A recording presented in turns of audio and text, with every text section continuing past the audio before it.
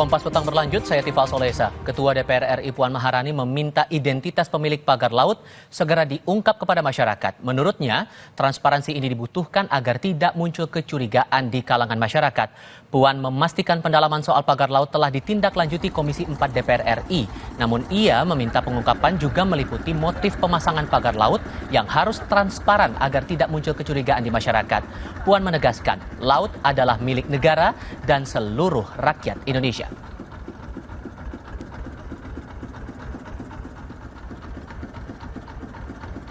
Terkait dengan pagar laut, ya itu sudah ditindaklanjuti oleh Komisi 4. Laut adalah milik seluruh rakyat Indonesia, milik negara. Jadi ya segera ungkap milik siapa, kenapa bisa seperti itu. Jadi tidak ada hal-hal yang kemudian menjadi kecurigaan. Nanti akan segera ditindaklanjuti dan diungkap oleh Komisi 4. Pemerintah masih mengusut dalam pemberi izin dan kepemilikan sertifikat hak guna bangunan di area pagar laut Tangerang. Komisi 2 DPR bilang untuk mengusut polemik perizinan dan kepemilikan pagar laut di Tangerang harus melalui pembentukan panitia khusus. DPR menyebut pembentukan pansus pagar laut penting karena pemerintah dinilai belum bisa mengungkap dalang pemasangan pagar laut 30 km. Menjadi isu nasional dan ini perlu pansus. Harus pansus, nggak bisa panjat. Kita tahu persis apa motifnya, siapa dalangnya, kemudian kemana tujuannya, siapa yang dirugikan, siapa yang diuntungkan. Apakah ada unsur korupsi di situ, apakah ada unsur penzoliman terhadap rakyat di situ akan tuntas. Dugaan adanya pelanggaran pidana dalam penerbitan sertifikat kepemilikan lahan di atas berdirinya pagar laut Tangerang disampaikan Koordinator Masyarakat Anti Korupsi Indonesia, MAKI, Boyamin Saiman. Kemarin, Boyamin melaporkan 2 mantan menteri terkait dugaan korupsi penerbitan sertifikat pagar laut di perairan Tangerang ke KPK. Mendasari HGB dan HM itu adalah level menteri. Dan itu saya sebut juga dalam surat saya, ada 2 menteri. Yang jelas bukan Pak Nurul, bukan Pak Nusron Wahid.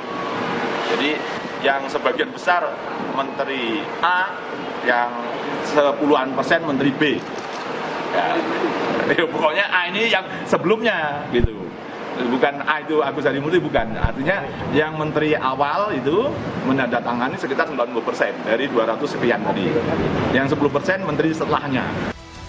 Sebelumnya Menteri ATR BPN Nusron Wahid membatalkan sertifikat hak guna bangunan dan sertifikat hak milik pagar laut di perairan Banten karena dinilai cacat prosedur dan material.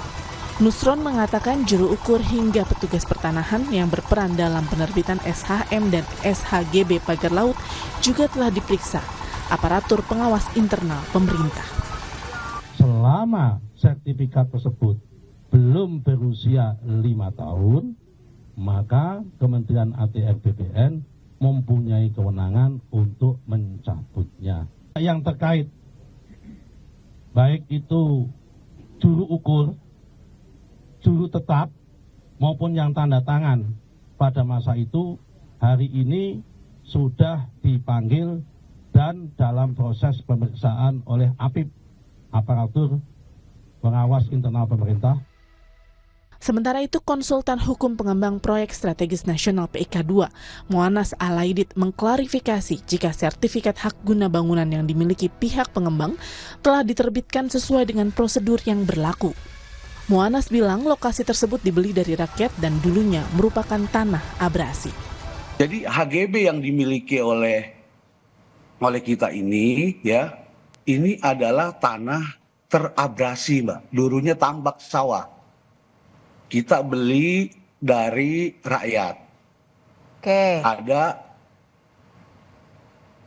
izin lokasinya, ada surat dari persetujuan dari pemanfaatan ruang lautnya. Jadi waktu itu memang kalau berdasarkan surat itu KPR-nya adalah daratan, Mbak. RT RW-nya daratan. RT RW-nya itu daratan gitu loh. DPR telah memanggil Menteri Kelautan dan Perikanan Wahyu Sakti Trenggono untuk mengungkap dalang pembangunan pagar laut. Hingga kemarin belum terungkap dalang di balik pemasangan pagar laut di Tangerang. Sementara pembongkaran pagar laut masih terus dilakukan. Tim Liputan Kompas TV. Di tengah proses pembongkaran pagar laut Tangerang yang masih terus berlangsung, pemerintah masih mengusut siapa dalang kepemilikan dan pemasangan pagar laut ilegal itu. Namun, antar kementerian terkait kini justru saling tuding hak dan wewenang pemberian izin sertifikat hak guna bangunan di area pagar laut tersebut. Kami akan diskusikan bersama dosen pasca sarjana perencanaan wilayah dan kota Universitas Indonesia Hendrikus Andi, kemudian pengajar jentera Institut Bivitri Susanti, dan anggota Komisi 4 DPR RI fraksi Partai Keadilan Sejahtera. Selamat. Assalamualaikum, selamat sore semuanya, apa kabar? Sore. Selamat sore. Terima kasih semua sudah bergabung bersama kami. Pak Slamet, saya ke Anda dulu. Setelah kemarin mendengar penjelasan dari Menteri Kelautan dalam rapat kerja waktu itu, sepenangkapan Anda, apakah memang sesulit itu mencari siapa yang membuat pagar itu? Iya, jadi kalau saya menangkap sih tidak sulit, hanya kemudian KKP ingin berhati-hati sesuai dengan kewenangan mereka. Gitu ya. Jadi kalau bicara sulit enggaknya sebenarnya tidak sulit, karena memang negara punya kewenangan, negara punya perangkat-perangkat untuk mengeksekusi kewenangan itu, sehingga tinggal masalah kemauan aja. Nah, dari Kementerian Kelautan kemarin disampaikan bahwa ada prosedur yang kemudian harus dilalui, dan pada intinya mereka tidak mau kehilangan barang bukti, dan sesuai dengan kewenangannya maka dia akan investigasi. Dan salah satu kesimpulan dari raker kemarin adalah kita memberikan kesempatan kepada Kementerian Kelautan untuk menginvestigasi. Ya kira-kira kita beri ruang, memang tidak disebut secara khusus waktunya, tetapi asumsi kita dua minggu kita akan panggil lagi untuk kemudian menyampaikan hasil investigasi lanjutan yang sudah dilakukan bersama dengan kementerian-kementerian yang lain. Seperti itu. Kalau Anda mendengar penjelasan dari Pak Treng waktu itu dalam rapat kerja, kesulitan-kesulitan yang dihadapi, kemudian keterangan-keterangan yang disampaikan oleh pihak-pihak yang diperiksa waktu itu oleh kementerian, cukup masuk akal tidak bahwa ini dibilang sulit? Sebenarnya enggak juga. Jadi tidak ada kesulitan yang kemudian dilakukan, baik dari media maupun yang lain sudah dilakukan seperti itu, dan sudah dimulai pemanggilan-pemanggilan itu. Artinya yang mengaku sudah dipanggil ini semuanya, sehingga tidak ada kesulitan. Tinggal makanya kita berikan waktu, hasil investigasinya seperti apa, nanti akan kita panggil lagi di rapat berikutnya supaya mereka tuntaskan pekerjaan ini. Seperti itu.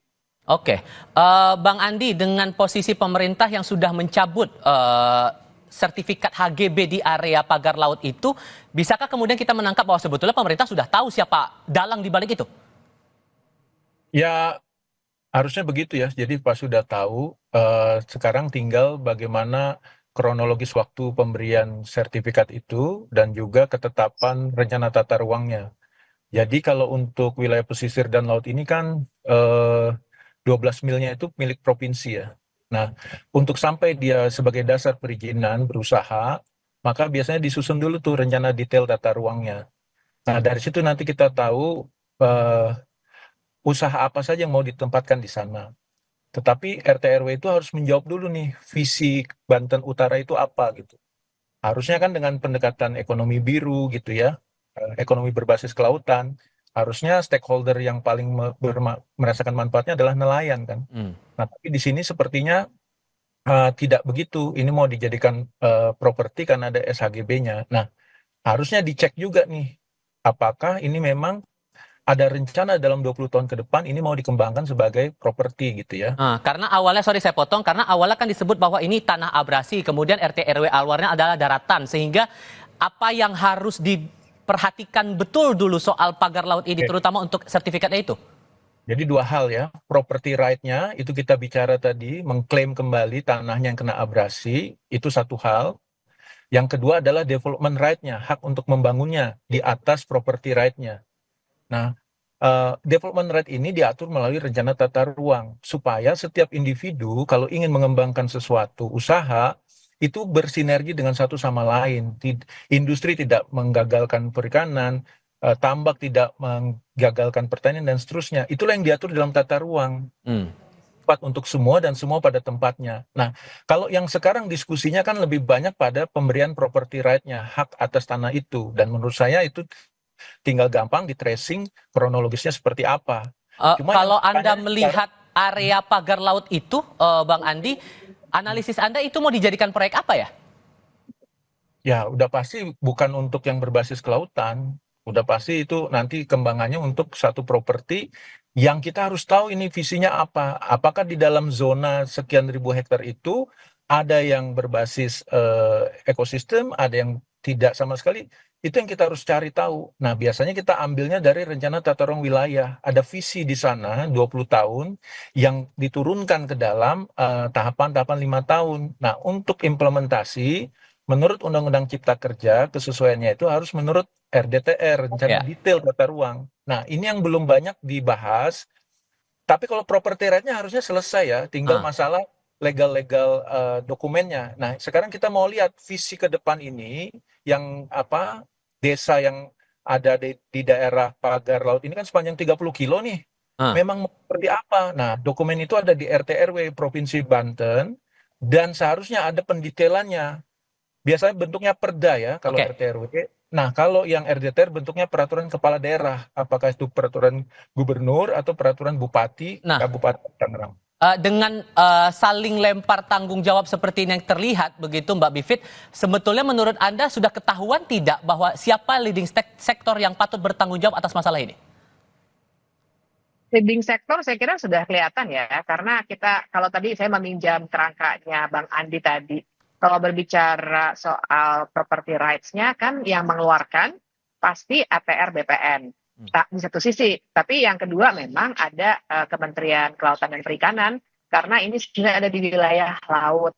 Gitu. Jadi sebenarnya bahwa HGB-nya sudah keluar, dari situ saja sudah bisa dilacak bahwa ada masalah dalam penerbitan sertifikat itu. Karena kalau masih wilayah laut, logika dasarnya ya, walaupun nanti ada teknisnya lagi. Kalau masih wilayah laut, itu sebenarnya tidak bisa ada hak guna, hak milik kah, hak guna bangunan kah, hak pakai kah, hak guna usaha, semua hak-hak atas tanah itu bukan tanah, tapi itu laut gitu. Nah tadi dikatakan setelah abrasi dan lain sebagainya. Ini baru ada prosedur lainnya, yaitu salah satunya melalui KKP, Kementerian Kelautan begitu. Jadi sudah kelihatan leading sektornya, yang artinya tinggal dicari, tinggal saya seakan-akan menggampangkan ya. Tapi kalau menurut saya secara teknis sebenarnya memang tidak sulit. Jadi saya setuju dengan Pak Slamet. Yang jadi soal bukan di tingkatan teknis, tapi di tingkatan politik dan potensi-potensi korupsi yang mungkin saja ada di situ. Mungkin ya, makanya ini harus dilacak lebih jauh. Tapi gitu. Secara administratif bahwa di sini terbukti ada pelanggaran di situ Mbak Bivit?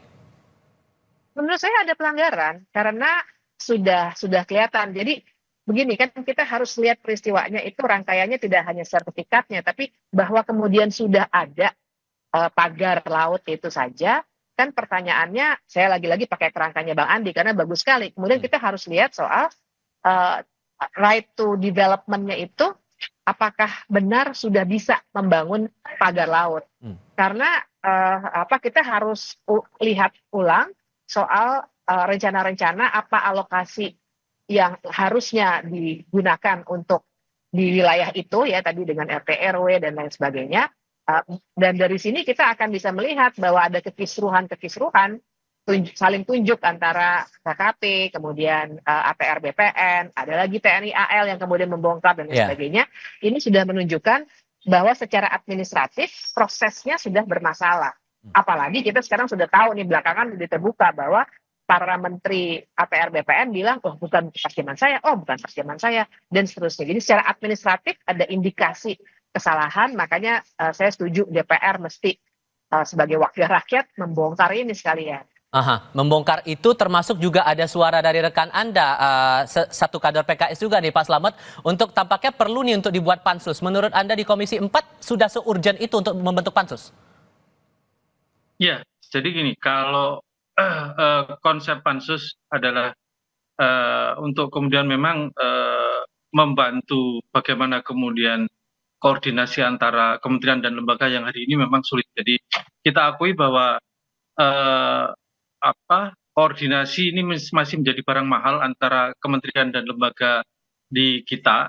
Makanya pansus turun ini untuk mengurai itu. Itu kan terlihat bagaimana kemarin kemudian koordinasi antara Kementerian Kelautan, kemudian juga Angkatan Laut yang sebenarnya niatnya sama, tetapi belum ada koordinasi sehingga di publik tanda kutip muncul kegaduhan. Sehingga Memang kalau untuk mengurai ini, kita pansus ini menjadi satu hal perangkat DPR yang bisa dilakukan dalam rangka apa? Meyakinkan bahwa niat baik dari Presiden ini dijalankan sepenuhnya oleh para bawahannya. Nah, terkait dengan Komisi 4 tentunya kami bekerja dalam ruang lingkup mana yang bisa kemudian kami kerjakan. Yaitu memang ada pembicaraan panja, tetapi kami ingin memberikan ruang kemarin Komisi 4 kepada Kementerian Kelautan, anggap 2 minggu atau 20 hari nanti kita lihat apa yang sudah menjadi tupoksi dari KKP, apakah sudah dilakukan secara maksimal. Ya. Bahkan muncul sanksi administrasi itulah yang memang menjadi kewenangan KKP yang harus dilakukan. Memang kalau kita bicara sanksi pidana dan lain-lain kan bukan ranah KKP, tetapi ada hal yang kemarin kita tekankan, sanksi administrasi itu sudah bisa dilakukan oleh KKP, tinggal mau atau tidak. Nah, ini yang akan kita dorong nanti di Komisi 4.